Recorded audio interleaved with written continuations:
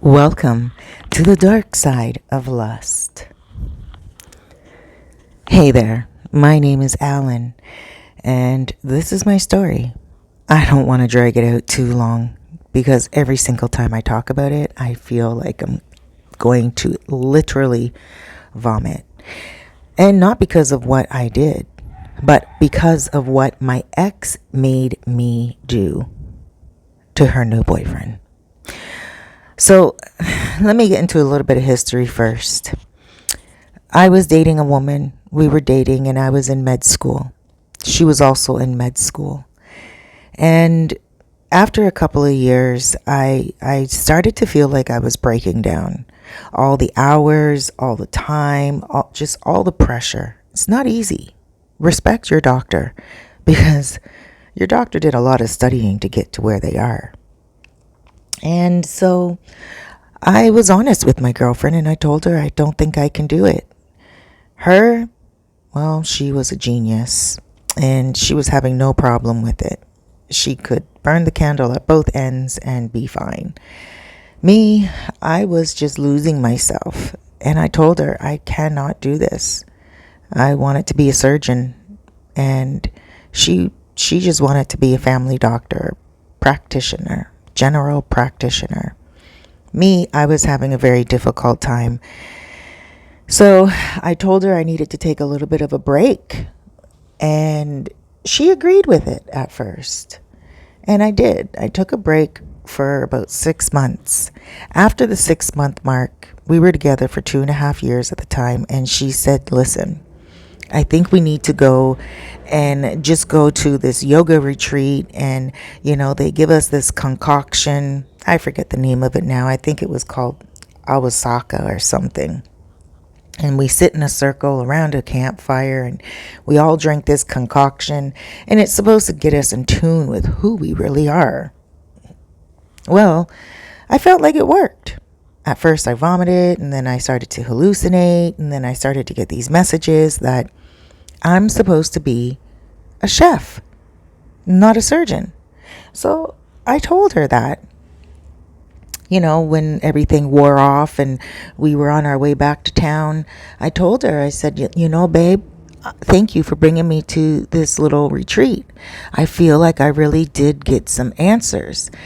I'm going to be a chef. She said, but you don't even know how to cook. And I said, yeah, but I'm a foodie.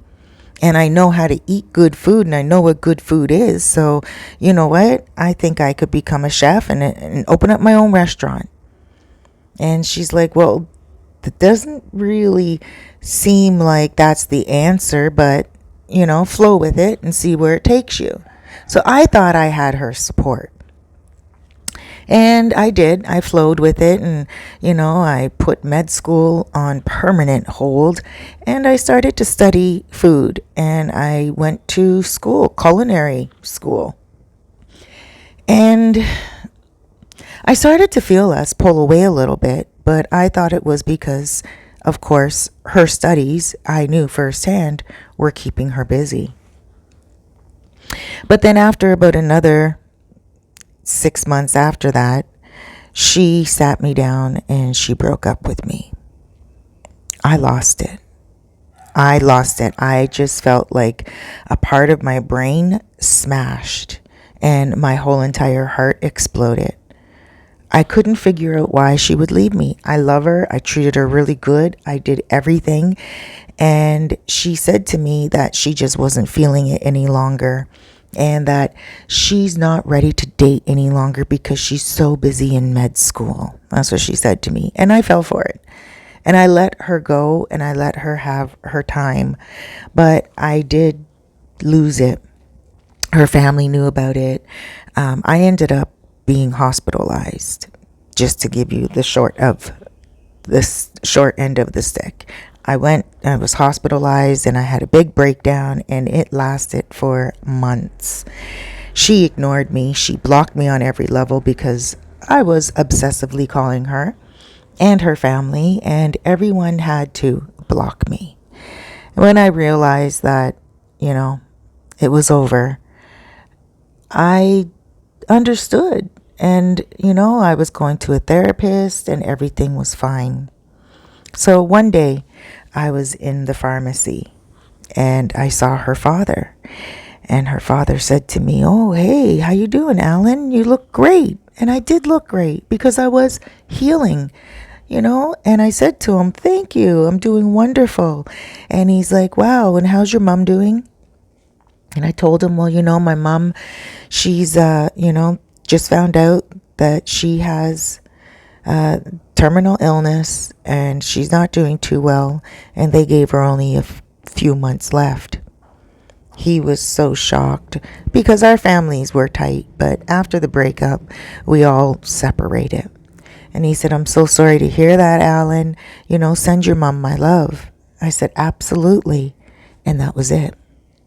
It was about a week after that Thanksgiving came around, and I got a phone call from my ex's mother. And she said, "Hey, Alan, how you doing?" And I, of course, told her good, and it was good to hear from her. And she said, "Listen, Rob," who's her husband, my ex's father, she said, "Rob told me about your mom. So sorry to hear that. Life is just too short. I really miss your mom. Why don't you bring her over to Thanksgiving? I would love to see her and, just really chit chat with her and let's all catch up. It's a time for family to come together." And I thought, wow, I thought for sure that this would be a great part of my healing. So I went to the dinner. I asked my counselor what she thought, and my counselor thought it was still a little too soon. Well, I should have listened to her, but I didn't.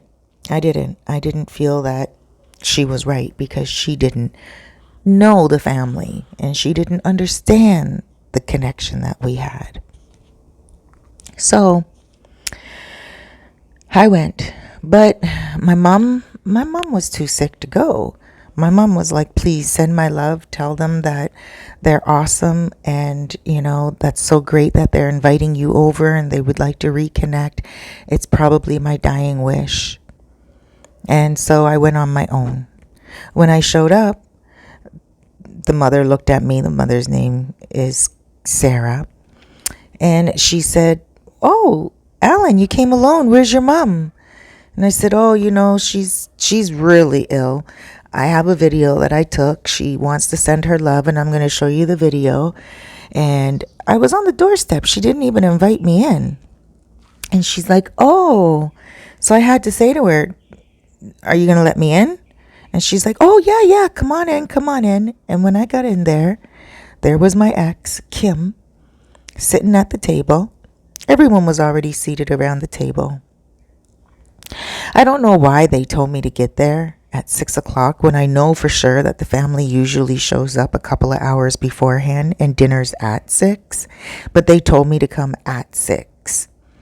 So I think it was just because they didn't want me to really socialize with anyone beforehand. They just wanted me to come eat and then leave again, which was cool. So I sat down at the table and, I sat beside my ex. That seat was empty and that's usually where I sat. And so I didn't see the other 2 seats across the end of the table that were empty. I just immediately looked at my ex, said hi, gave her a little hug, said hi to everyone else, and sat down. And then all of a sudden, a guy comes out of the back of the house. And he has just a bunch of wood with him. They have like a wood stove, and he had a bunch of wood with him. And he's like, I think I cut up enough wood. And I'm looking at him. I didn't know who this guy was. And then he put the wood down beside the wood stove. It was a beautiful house, but they had this wood burning stove that they thought was so cool. He comes over and he's like, "Hey, I'm Chuck. How are you? You must be Alan." And I looked at him and I'm like, "Hey, Chuck, how you doing?" And he's like, "Pretty good. Do you mind if I sit down there? Your seat's right over there." And I was like, "Well, okay." And I got up. obligingly, and I went and I sat down to where he pointed. And he's like, sorry to hear about your mom. And I'm like, oh, thanks. And then he sat down beside my ex. Now, my ex, Kim, she would not make eye contact with me at all. And I was trying to make small talk, and they were all asking me how I was doing, and they were all talking to me like I was some mental patient. And I just couldn't figure out what the heck was going on. So, I just said to them, can we stop talking about me? And can we start talking about everyone else? Because I'm doing pretty good. Look at me. I look great, don't I? And they're all like, yeah, you look fabulous. But, we just want to make sure. And, so I showed them all the video of my mom, held the video up, and they felt bad for her. And so I shot a video of the family all saying hi to her. And that was pretty much it. Well, after we ate, they were packing up everything. And usually we have, a couple of glasses of brandy, and we sit around the fireplace that they have, and we just all talk about life.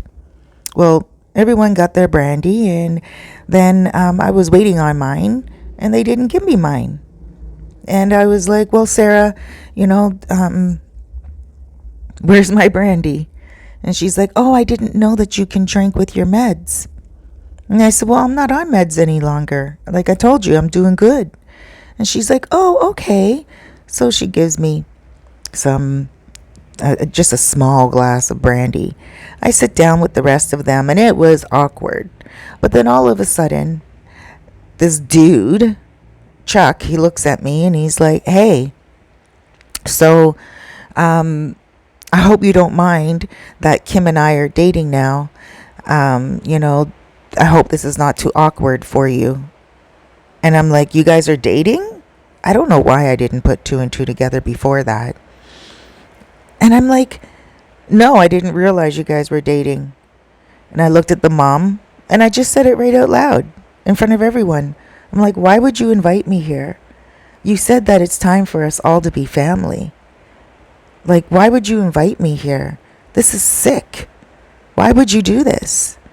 And she said, I'm so sorry, Alan. I just, Rob told me how good you looked in the pharmacy. And when I spoke to you, you sounded so amazing. I thought you were okay now. And I'm like, no, I'm not. I still love Kim. And you invite me to see what she's doing with this new man? It was sick. They were sick, not me. So I just threw my glass in the fireplace and I said, screw you all. You're all crazy. And so I made my grand exit. I didn't need those people in my life, but I was still angry. And during the dinner, I can remember that Chuck answered his phone and he said, Dr. Behringer. So clearly he was a doctor. And when I got home, I did a little research because Chuck, I know, usually means Charles. So I looked up Dr. Charles Behringer, and I found out that he was a surgeon. And so I found out where his clinic was. He's a plastic surgeon. And one day, I followed him home. When he left the office, I followed him home. And of course, he had a big, beautiful home. It was nice. But when he wasn't there, I went into the house and I checked it out. Went all around it, got familiarized with it. And that was it. That's when I concocted my plan. I thought to myself, I'm going to show this guy who the real surgeon is.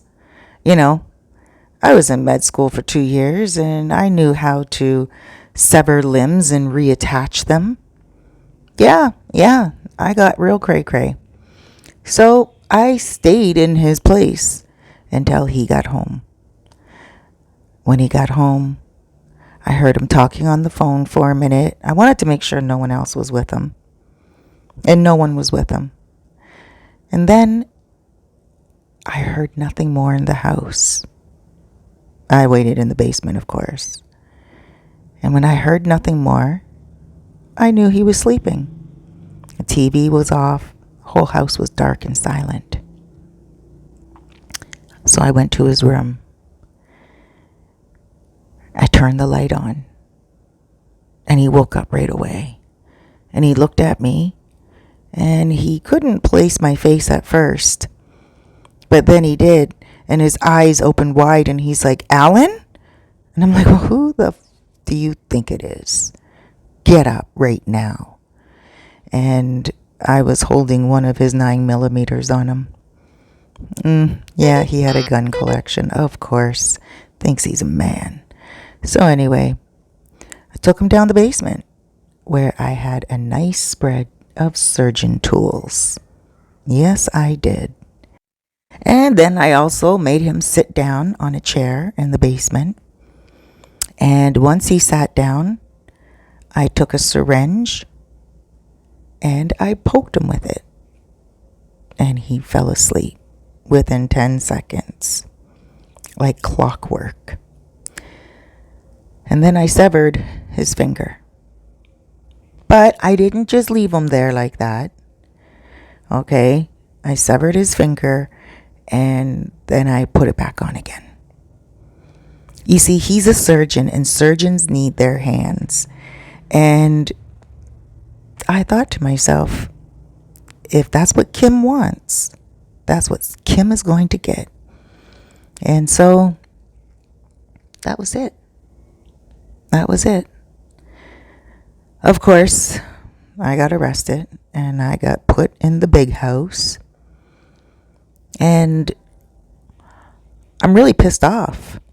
I really am, because you know why? I actually made this guy's life better. I thought cutting off his finger and reattaching it in a weird way was going to make him suffer for the rest of his life. But you know what it did? It made him a big sensation. Because now he's going around the world teaching surgeons how to become surgeons. Now he's going around doing big conferences, and he wrote a book. What? Could you believe this? Of course, it's not a bestseller, but it's getting there. And Kim stuck by his side. What a bitch. Anyway, I'm healing. And they said that I was not mentally sound enough to stand trial. When I say the big house, I mean I'm in a mental institution. So, I'm here for an unlimited amount of time. That's right. I don't even know when I'll get out. I have to smarten up first. They told me that I need to tell my story, speak my story out, play it back and listen to myself so I can hear what I did. And maybe then I will be able to understand that what I did was not right. Well, I think what I did was amazing. It was awesome. And I would do it again. But I will admit that maybe there's a part of me that wouldn't do it again, because the way that it actually turned out good for him was bad for me. Maybe I should have done it differently. Or maybe I should not have done it at all. Wow, guys, that was another heavy one. I gotta tell you, it's interesting what people will do for lust. What are your thoughts? Comment down below. Have you ever experienced an obsessive ex? Have you ever been one? Thank you so much for joining. Make sure you hit that like button, comment down below, and don't forget to share. Be careful out there.